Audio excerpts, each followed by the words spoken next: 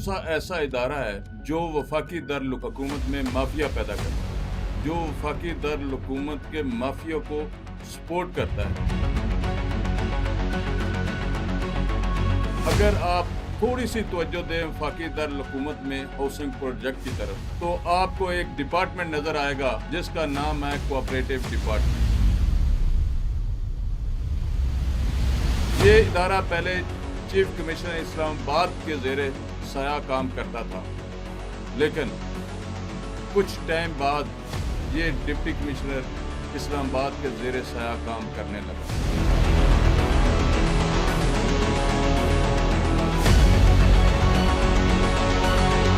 Election सबके मुबीना तौर पे फिक्स होते हैं, मर्जी के इलेक्शन कमिश्नर लगवाए जाते हैं और ये सब मुबीना मिली भगत से किया जाता है।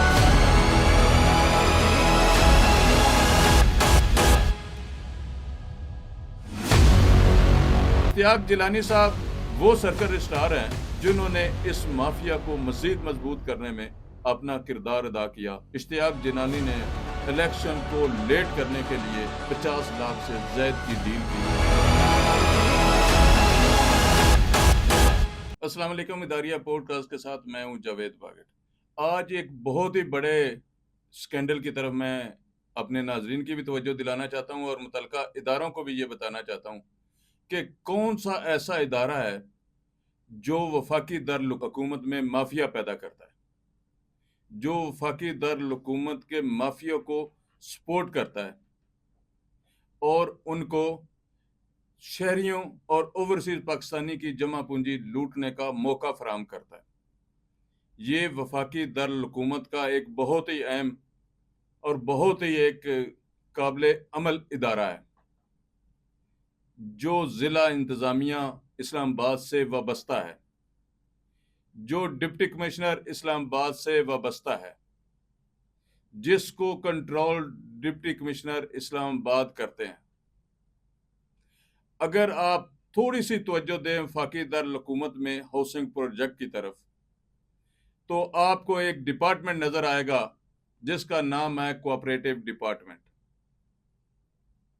मैं हैरान हूं, पिछली 2 दहाइयों से मैं भी इसी शहर में वफाकी दारुल-हुकूमत में बतौर रिपोर्टर काम करता रहा हूं, लेकिन उन 2 दहाइयों के दौरान आज तक इस इदारे का कोई वाली वारिस नहीं बन सका और ना ही बाकायदा तौर पे इसकी टीम मुकम्मल हो चुकी और ना ही इस इदारे को बाकायदा तौर पे मॉनिटर करने का कोई सिस्टम राइज किया गया।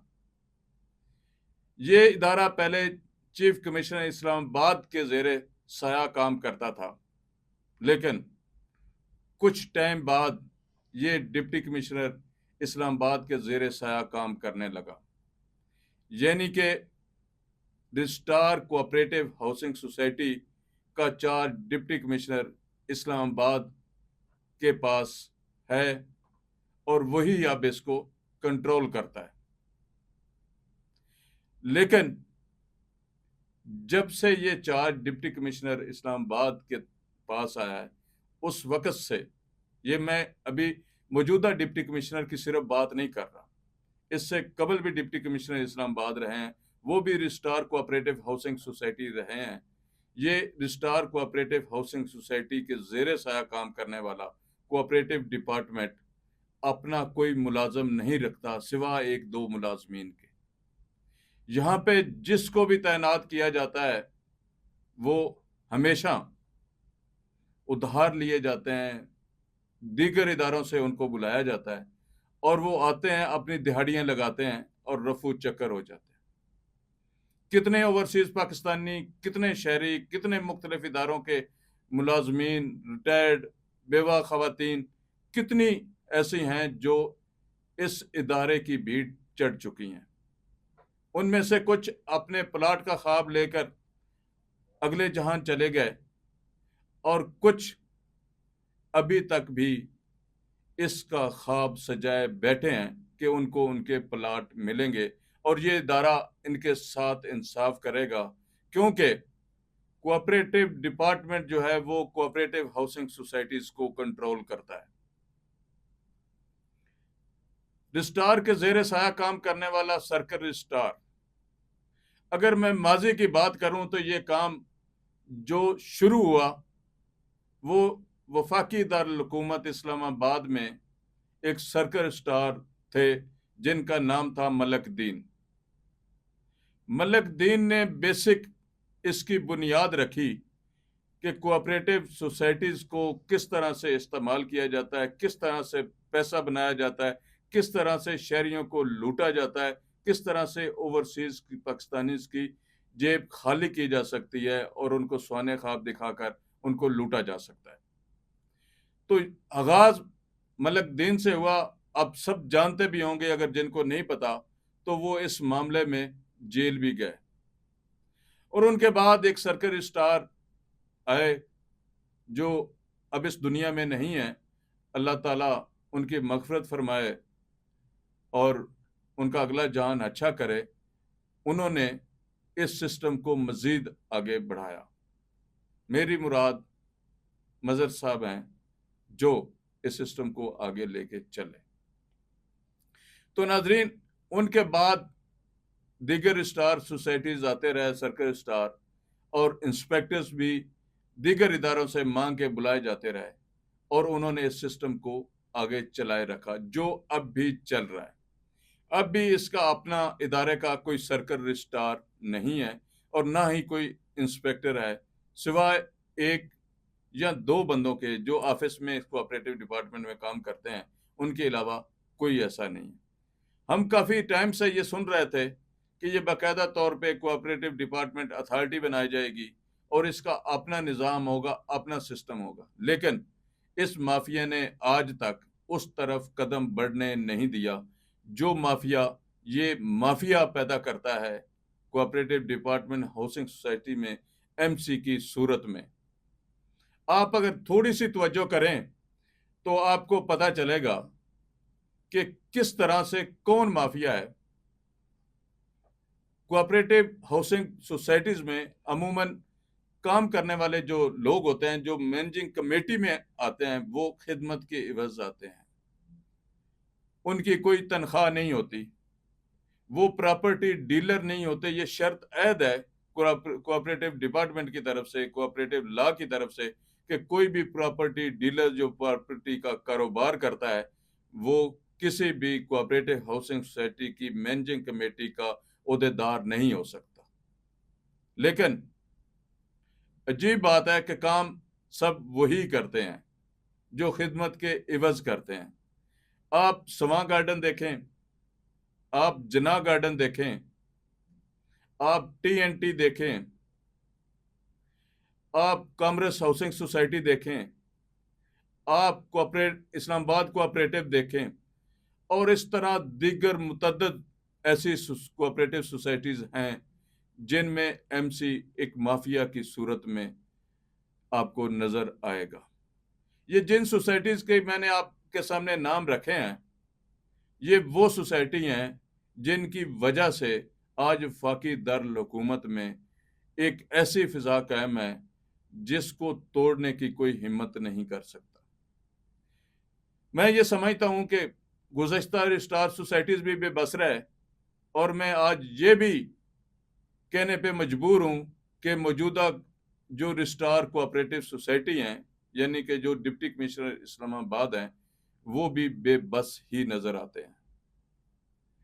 मैं सिर्फ यहां जिक्र करूंगा दो सोसाइटीज का, एक इस्लामाबाद कोऑपरेटिव हाउसिंग सोसाइटी और एक ministry of cooperative housing society.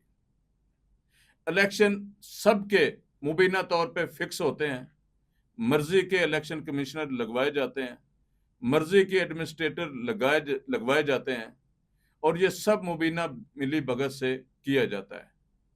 और इसमें मुबीना तौर पे जो एमसी आती है वो ये दावे करती है कि ये जो अमला रखा जा रहा है ये सारी हमारे मिरुन मिन्नत है, सब हम मिल के काम करते हैं। और अब पिछले अगर 2-4 सालों में आप देखें तो इस्लामाबाद कोऑपरेटिव हाउसिंग सोसाइटी और ministry of commerce housing society का क्या हाल है, कौन सा माफिया यहाँ पे बरसरे इक्तदार है और उसका माजी का क्या रिकॉर्ड है और किस तरह से वो सोसाइटीज़ में आए और आज किस हालत में हैं और आज क्या कर रहे हैं। नाज़रीन, मेरी मुराद सिर्फ आज ये सिस्टम को ज़हर करने की है कि मैं बता सकूं कि किस तरह से कौन सा माफिया है जो किस किस ज़ेरे साया काम करता है। अगर मैं मौजूदा सर्कल स्टार इश्तियाक जिलानी की बात करूं तो मेरे सामने इस्लामाबाद कोऑपरेटिव हाउसिंग सोसाइटी का भी इलेक्शन है और मेरे सामने ministry of commerce housing society का भी इलेक्शन है और मेरे सामने रजिस्ट्रार हाउसिंग सोसाइटी के मुतअद्दिद अहकामात भी हैं और मेरे सामने अदालत आलिया मुकद्दस के भी मुतअद्दिद फैसले भी मौजूद हैं। लेकिन उन पे कितना अमल हुआ, किस तरह से हुआ और आज क्या हो रहा है। इश्तियाक जिलानी साहब वो सर्कल रजिस्ट्रार हैं जिन्होंने इस माफिया को मजीद मजबूत करने में अपना किरदार अदा किया और मुबीना मिली भगत से इसमें दिहाड़ियां लगाई और लंबी दिहाड़ियां लगाई। इस्लामाबाद कोऑपरेटिव हाउसिंग सोसाइटी के इलेक्शन के दौरान भी मुझे मेरे ज़राए कहते थे कि जो सबका कमेटी है उसके सदर से इश्तियाक जिलानी ने इलेक्शन को लेट करने के लिए मुबीना तौर पे 50 लाख से ज़ायद की डील की, लेकिन वो इलेक्शन डिले ना हो सके और ना ही इश्तियाक जिलानी ने वो मुबीना तौर पे मिली भगत से हासिल किए पैसे वापस किए। और इसी तरह से दीगर सोसाइटीज़ जो हैं उनके साथ भी इश्तियाक जिलानी का ये ही रवैया है, क्योंकि जहां मुबीना मिली भगत होती है गड़बड़ भी वहीं होती है। इश्तियाक जिलानी साहब, आपको पता है कि इस्लामाबाद कोऑपरेटिव में क्या किया गया, किस तरह हुआ आपकी मदद से, और अब इस्लामाबाद कोऑपरेटिव के अलावा मिनिस्ट्री ऑफ कॉमर्स में क्या हो रहा है, किस तरह से हो रहा है, वो भी आपके नोटिस में है। आपके पास सैकड़ों दरखास्तें मौजूद हैं, लेकिन कार्रवाई किसी एक पर भी नहीं है। तो नाजरीन, आज की ये पॉडकास्ट जो है वो थोड़ी लंबी हो गई है। मैं चाह रहा था कि मैं मुख्तसरन इस पे बात करूं, रह गई हैं, इंशाअल्लाह ताला उनको अगले प्रोग्राम में लेके जाएंगे और आपको बताएंगे कि इश्तियाक जिलानी ने क्या क्या किया और किस तरह से ओवरसीज़ पाकिस्तानी शहरियों और मुख्तलिफ इदारों के जो मुलाजमीन हैं उनकी जमा पूंजी के साथ खिलवाड़ करने में किरदार अदा किया। अब देखना यह है कि सारे मामले में रजिस्ट्रार कोऑपरेटिव हाउसिंग सोसाइटी यानी कि डिप्टी कमिश्नर इस्लामाबाद इस पे क्या एक्शन लेते हैं, इस पे बात करते हैं, नहीं करते हैं, या मुसलसल पहले की तरह खामोशी इख्तियार किए रखते हैं। अल्लाह हाफिज़।